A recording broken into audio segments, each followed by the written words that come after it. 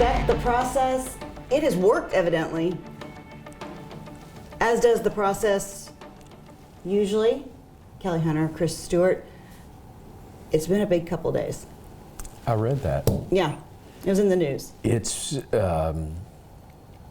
still amazing to think what they've done the last 2 weeks, to win the game the way they did at Auburn. I'll tell you, and I know we've got a lot to cover. That's okay. We got time. But I think, to me, I really and truly think the committee never believed that Alabama would lose to Georgia. And that's why they kept Alabama at number 8 as long as they did. So you never thought the committee never thought that Georgia would lose? Correct. That Georgia would lose to Alabama. And so they could say, they could feel comfortable with keeping Alabama at number 8, and I'll tell you why. They were worried about catching the heat that they caught now for putting an SEC team in. Let me be clear, Alabama deserves to be in. Alabama's obviously, anybody that's a neutral observer has got to say Alabama's going to be one of the best 4 teams playing right now.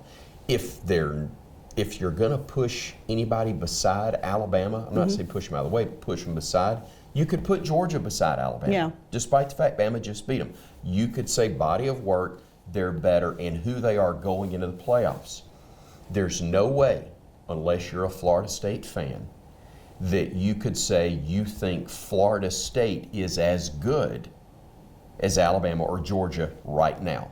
And I'm not saying they don't deserve to be in. Yeah. I'm simply saying if you're trying to put the best 4, which is what, by the way, their criteria says, right, there's no way that you could put them ahead of Alabama and Georgia. Also, Alabama's been a better football team than they've been given credit for the last month.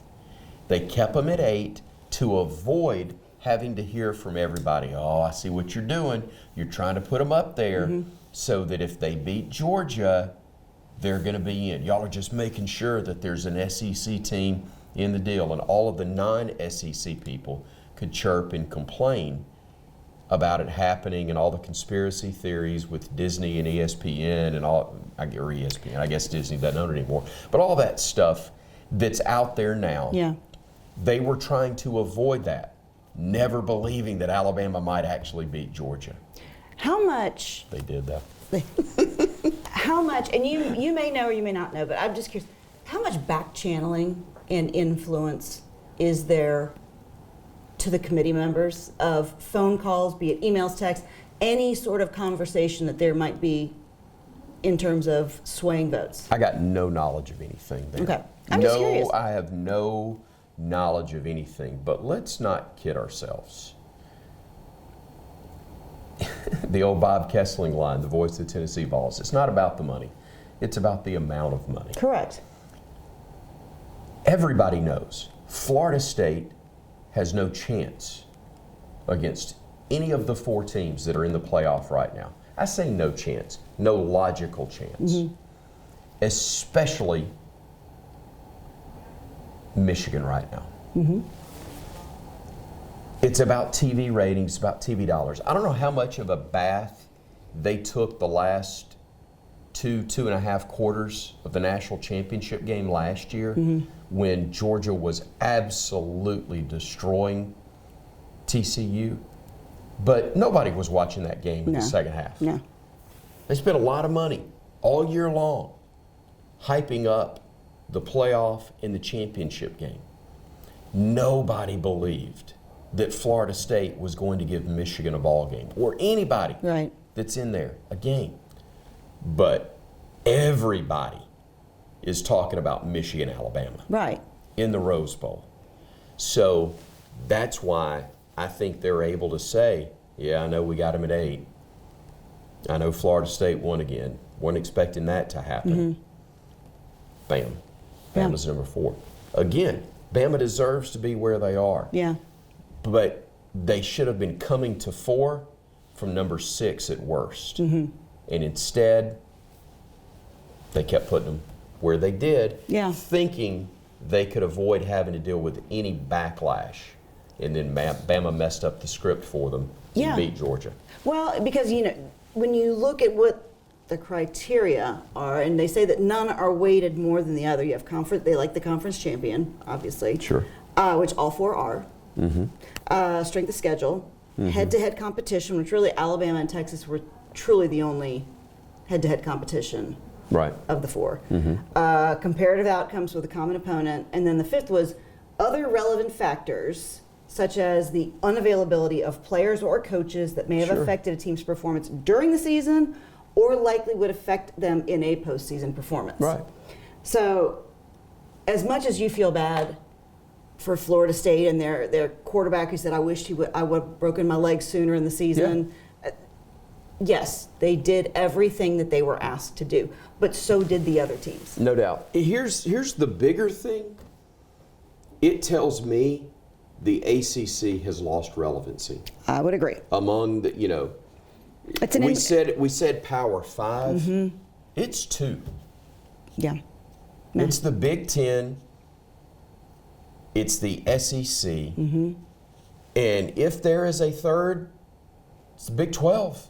Yeah. Which I never thought would happen. No, I know. I never thought that would happen. Especially with the bailouts that are coming to the SEC. They did a phenomenal job of keeping themselves not just relevant but formidable. Right. And good for them. Yeah. Good for them. But the ACC is no more than the Pac-12 was a year ago. There was no respect for the Pac-12 a year ago. The Pac-12 got more respect. Again, it's proof the Pac-12 panicked. They didn't trust their history of who they were and all this, and that's USC and UCLA. They're the ones that will have fouled it up. They're going to make a lot of money. I don't know what they're going to be though. I don't. That's whew, especially in their non-football, basketball sports, the travel that's going to be required for all of that. The logistics are what's going to be The logistics are going to be terrible. That's why I don't think it'll ever get to that long term. I think there's going to be reshuffling and everybody will be under one umbrella to a degree. The expense for the basketball teams to travel, insane. Particularly those that play lots of games. In a perfect world, if you picked your top 4, is it the 4 that are in there, or does Georgia have a place in the top 4? I know it's irrelevant now. I'm just curious as to whether you think that, a team that has run the table. First of all, and I mean it with all due respect to them, I'm glad they're out. Don't want to have to beat them again. I wouldn't want to have to play them again. Don't want to have to play them again. Beat them. Yeah. Don't want to have to play them again in a month. Although I think Bama's better equipped to beat them a second time now than they were by the end of that ball game 2 years ago. I'm trying not to sound like Texas and if Colt hadn't got hurt. But there's a full 4-quarter body of work the first time when Alabama had at least one of its receivers available. And Bama beat the breath out of them 2 years ago in the SEC championship. They were better by far that particular day. Bama was better, I think, at halftime than Georgia 2 years ago in the national championship game, then lost their receiver. Yeah. And that's on them. That's on Alabama for not having other guys ready. Actually, it's on the guys themselves for not getting ready, but you know my point. So it doesn't take away or tarnish Georgia's success. I'm simply saying I'm glad we ain't got to play them again for whatever circumstances. Would I still say Georgia's one of the 4 best with Alabama, with Michigan? Yes. I think it's still to be determined. If I'm taking the 2 teams that have got to play their way in based on who they are today, just on who they are today, I'd want to see Texas versus Washington. Yeah, I agree.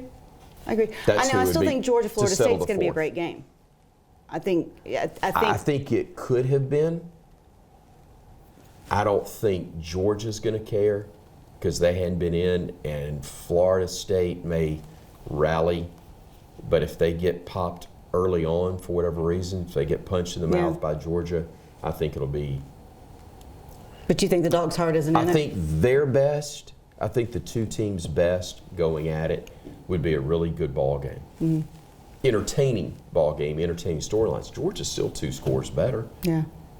They're still 2 scores better. The problem is, and I think Ryan's talked about this on Next Round, they all have, but Ryan's right, it's an exhibition because most guys from Georgia, when you've played for the national title, they're not going to be as spirited for this.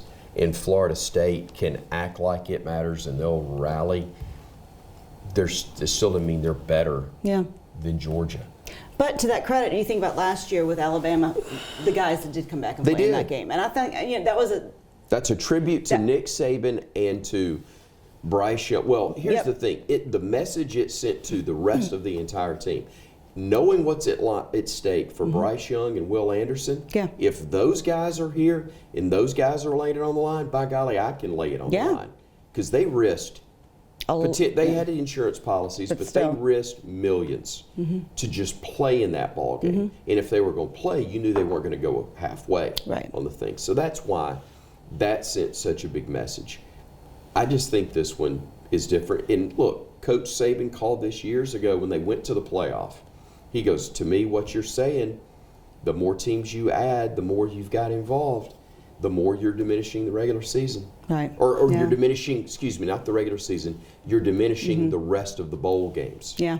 Because you were trying to have, in the past, the standard was the Sugar Bowl. If you were at Alabama, Georgia, Auburn, wherever, for the SEC, your standard was getting to the Sugar Bowl.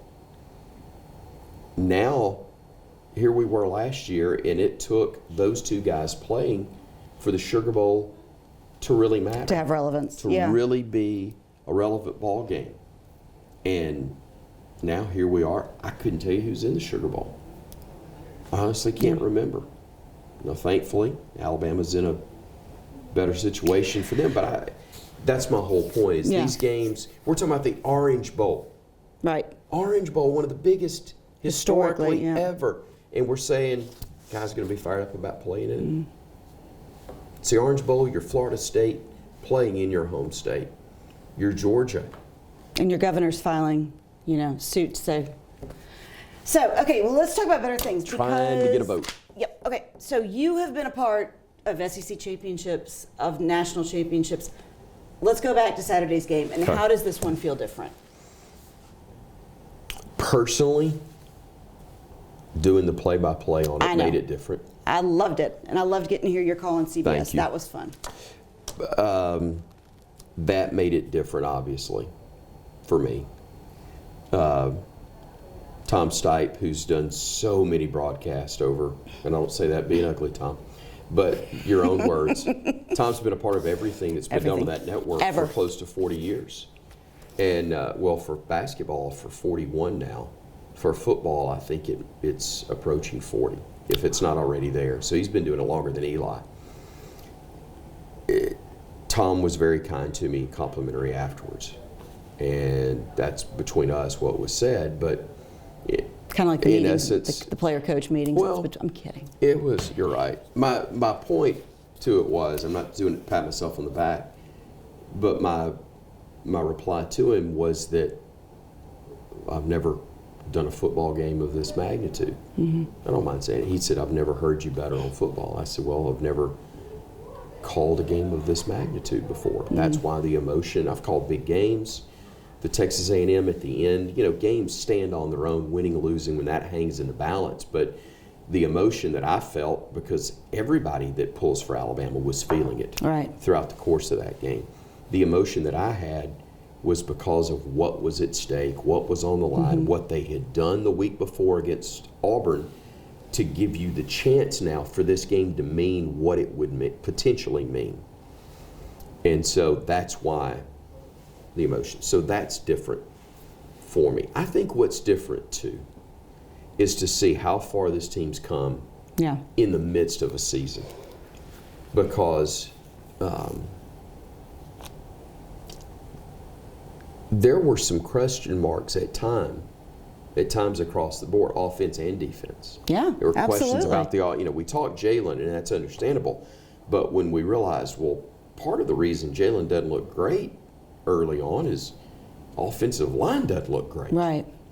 And once you gave him protection, time, options, man, he had a lot of time to decide what he wanted to do in the pocket. Yeah. You know, some of that's on Georgia, not pressuring, not, and But the line looked really good. they looked fantastic. They looked really good. The receivers, Jermaine Burton's touchdown grab, but the series just before the end of the first half, it's 10-7, in the 4th and 4 play, where the angle that I had when Jalen threw that pass to the right side and Isaiah dove basically full extension to make that catch,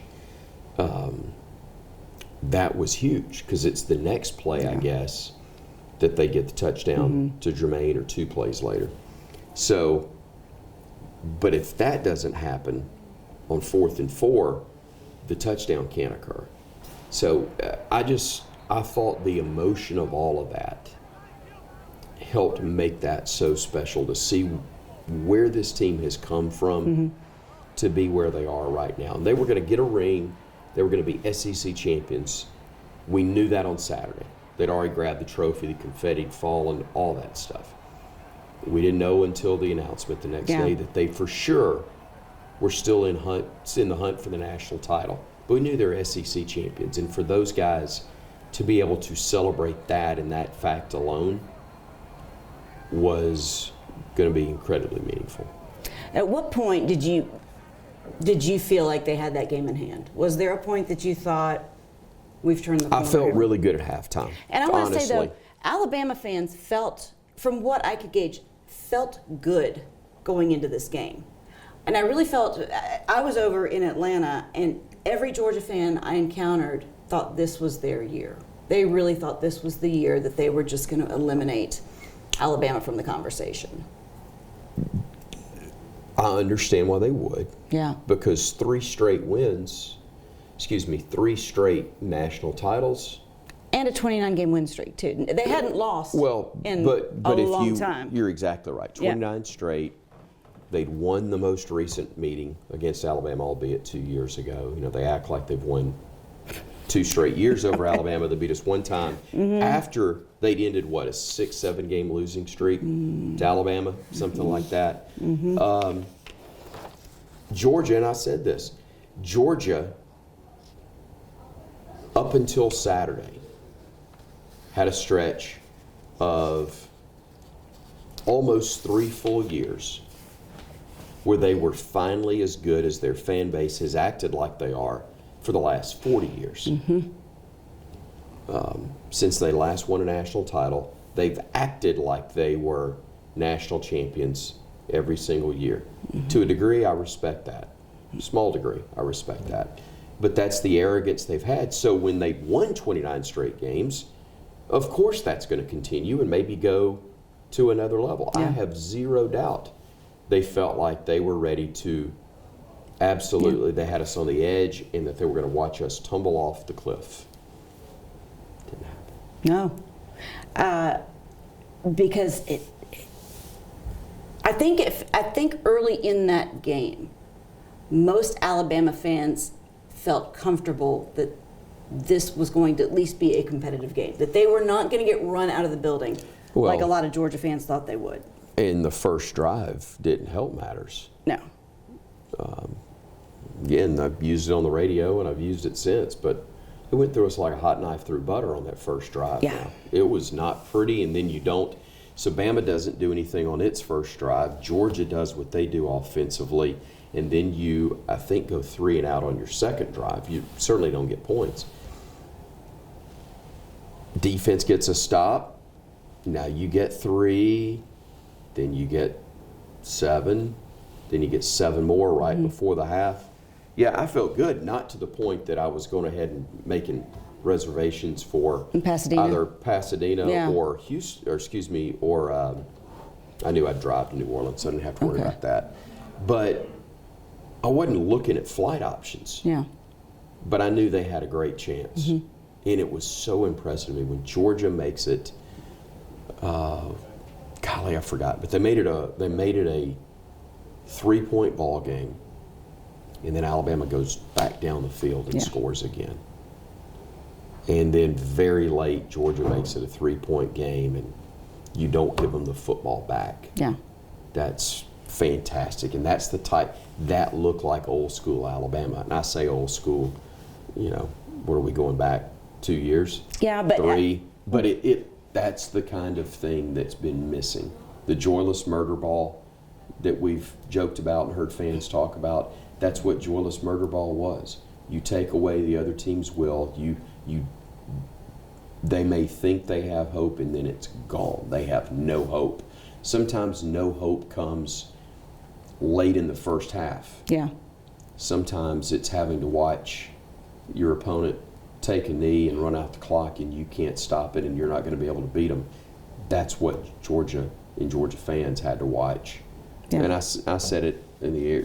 Tyler said something about it on air, and I said, I don't know which part of this, because our broadcast booth was on the side of the field where the Georgia sidelines and their fan base was. Okay, wow. And I said, I don't know what I'm enjoying more right now, watching the Georgia fans who are leaving early or watching the ones that are sitting there in stunned disbelief.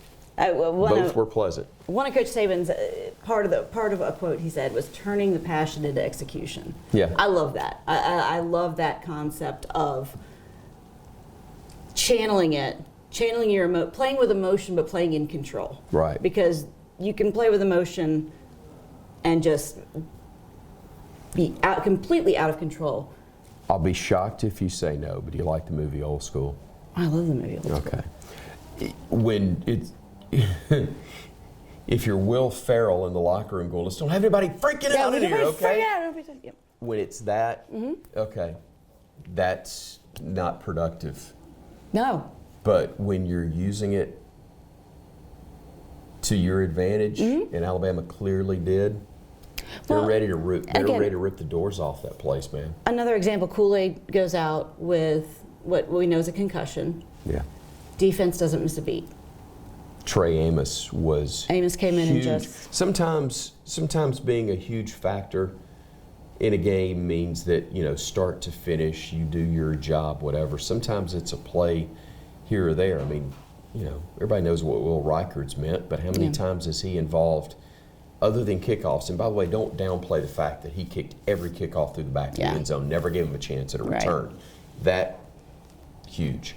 But Trey Amos, everybody knows that's got any sense knows, all right, you're the new guy in the game. Yep. We're going to run the baddest dude in the building right at you in Brock Bowers. And they go right at him with Brock. And he makes a fantastic defensive play.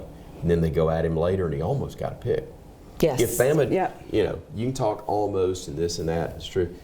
If you want to go the almost game, if Bama gets 2 of the 4 picks they had right in their hands, that's not even a one-possession ball game. Bama wins by a bigger margin than they did.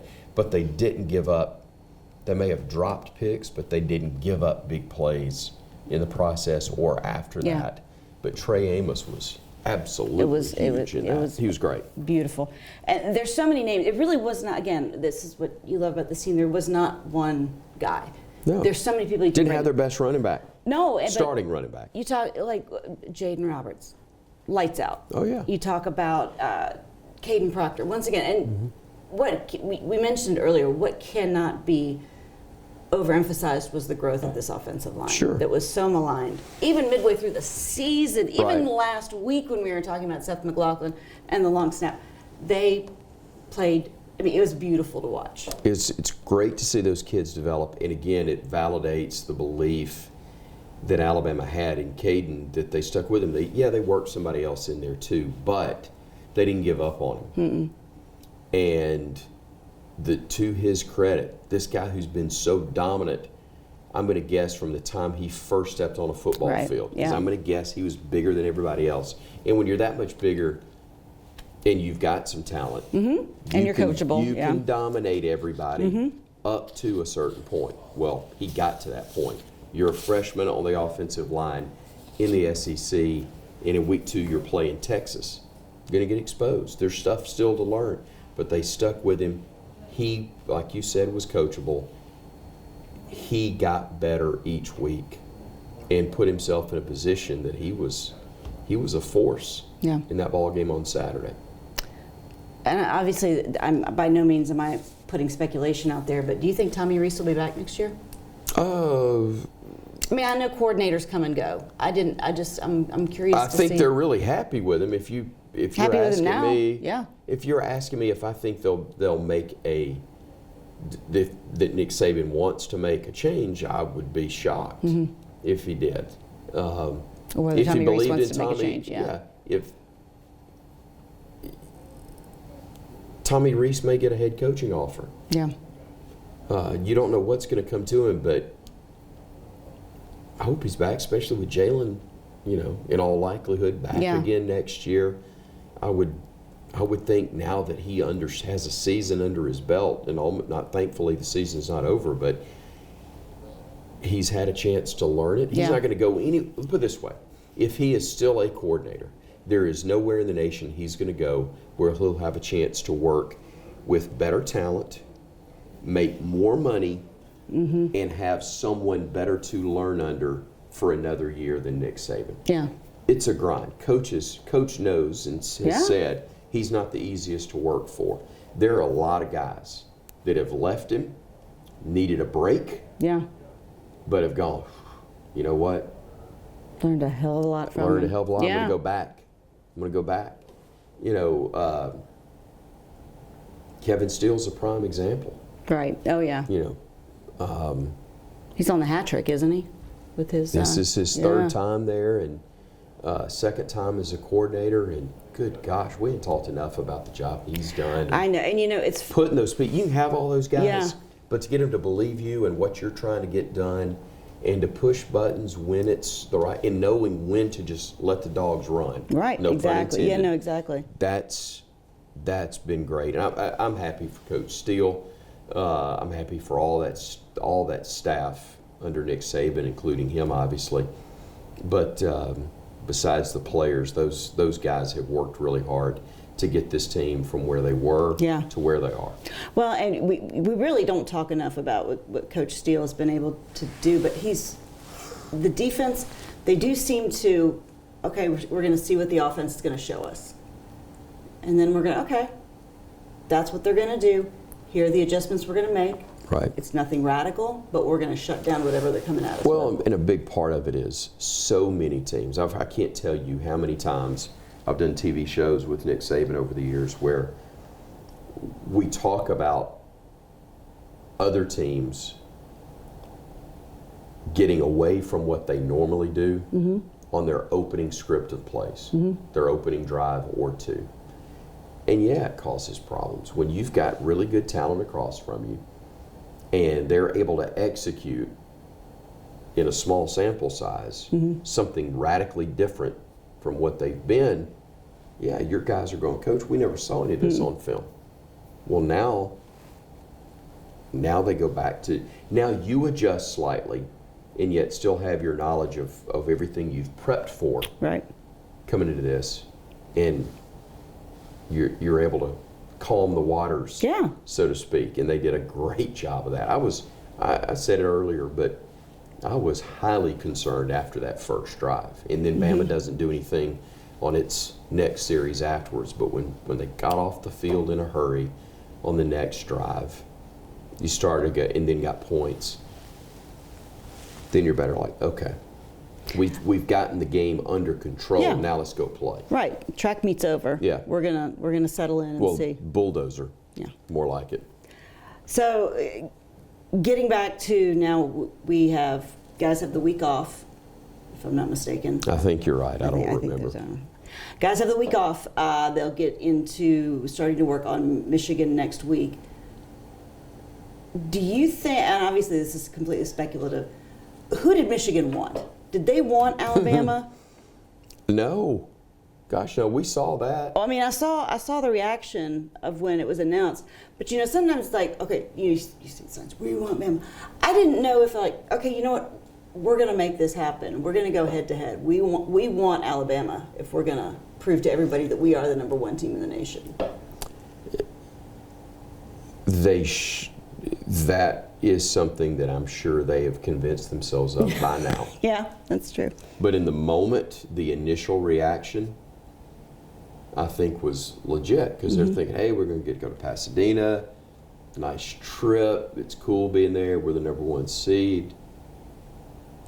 Oh, What do you mean Florida State's snap. not?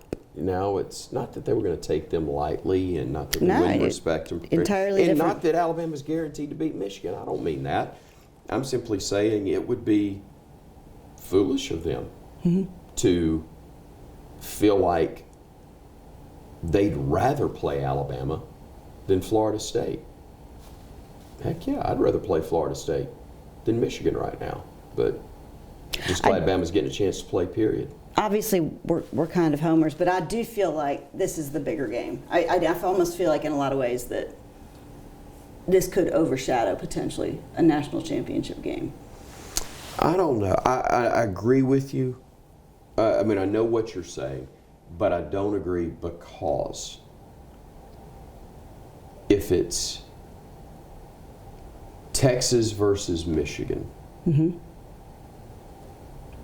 and they're playing especially in Houston Yeah, for the true. national Okay. championship.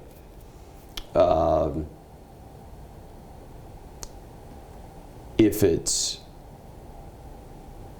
Alabama versus Texas, it's massive. Yes, can be rematch. If it's Alabama Washington, I think, look, I'm just looking at it like, you know. no, Alabama Washington, that's potential of happening. I think of the matchups you could have, that'd be the least appealing nationally because everybody would think that Alabama's going to smoke Washington. I don't necessarily Or believe Michigan, that Washington. to be the I don't case. know. I think either one of those is like. I don't know. I think Michigan has enough speed. Again, if Michigan can beat Alabama's speed and strength, they can certainly handle Washington's. No doubt. Yeah. Texas, I think, is a different. Let me tell you, signal stealing or not, Michigan beats Alabama and Texas back to back for a national title. Then yes. I'm not a fan. Still think you cheated, but Tip my hat to you for getting those two question. done. Yeah. Without question. Still think the coach is goofy, but I'll tip my hat to you. That's okay, because after whichever game they lose, there should be the rumor that he's going to go to the NFL. He's not going to go to the NFL. He's going to come back. It's the same script every year. You can put some of Lance's money on that? Sure, I guess. I love spending other people's money. I think he's gone, but that's You do? just my guess. You think this is the final time he's gonna flirt? Harbaugh? Yeah. I think he knows Do you he's think got to he get has to? out. Does he have to? I He think has the to? NCAA is whatever they are. Yeah. Keystone Cops. They'll, and I think that's, you take that money at this stage of your career. You go the NFL Pete for 2 Carroll years. role and figure it out Okay. Or do your 2 years, then come back to college. if you want to. Okay. I think he may go to the house after that. Okay. Oh no. Okay, so we also have basketball Mm-hmm. going on. That's the great thing about this show, because not only can we carry people through football season, we can also take it right into basketball season. So teams going up to Toronto. They are. They are going to play Very good Purdue a team. very good Purdue team. This next 2 weeks, it's yeah. a tough run because you've got Purdue, Creighton, and Arizona all on the road. All of which have been in the top 5 the majority of Yeah. the season so far. Creighton in Omaha it'll be a packed place. Yeah. They'll be going nuts. It'll be a tough environment. After you've already gone to Toronto to play Zach Edey and a Purdue team that was number 1 in the country Yeah. until I guess they had a loss, so they were 4th. So I guess they had a setback. So plummeted all the way to number 4. But they're good, man. They're good. They're tough. They're sound. They shoot it well. It's a heck of a test for Nate's team after they had a better showing against Arkansas State. But you can play really well and be 0-3 in those ball Easily. games with Creighton and then Arizona in Phoenix. I'm sure this sounded like a good idea at the time. Well, it still is going to be as far as the league is concerned, and helping you strength of schedule, all that stuff. If you want to pad your, I'm of the opinion, if you're going to play a dog, play a dead one. I mean, if you're going to play somebody bad, play somebody really bad. But if you're going to play somebody good, play somebody really good. Yeah. And they've got a chance to play really well and go 0-3. They have a chance to play poorly and be embarrassed. That's how good those three teams are. I think they're going to play well. I think they're going to have some success. I can't tell you a record. I can't tell you matchups. They've got to make I will say this, they've got to make a sizable jump on the defensive end if they want to be able to win any of those three games that we're talking about. Are they pretty healthy right now? Yeah, they are. That being said, Grant Nelson left the floor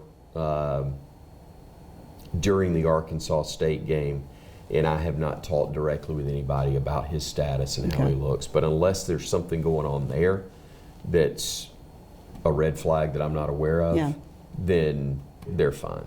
Are you going out to Omaha for the game? I will be all the rest. Not going to make the trip to Toronto, but I'll be at the others. Well, okay, Omaha. Now, I'm spending 4 days in Phoenix. I'm a happy man. I was going to say, now about Arizona, that makes up for having to go to Omaha. I'm a happy man. Well, you're going to be globetrotting too, because not only that, you'll be headed up to California for the new year. I hear. That's what I hear. That's not bad. I mean, I'm excited. I think I'm going the 29th. What is that? A Thursday? Be out there the 29th. No, the 29th is a Friday because Alabama plays basketball here in Birmingham on the 30th. Yeah, that's against right. Liberty, because I'm going to that game. Good. I'm going the 29th to do to be able to be there and do the preview show on the 30th. You gonna ride in the parade? Yes, until they catch me. Until they catch me, I'll be in the parade, and then they'll throw me in the pokey.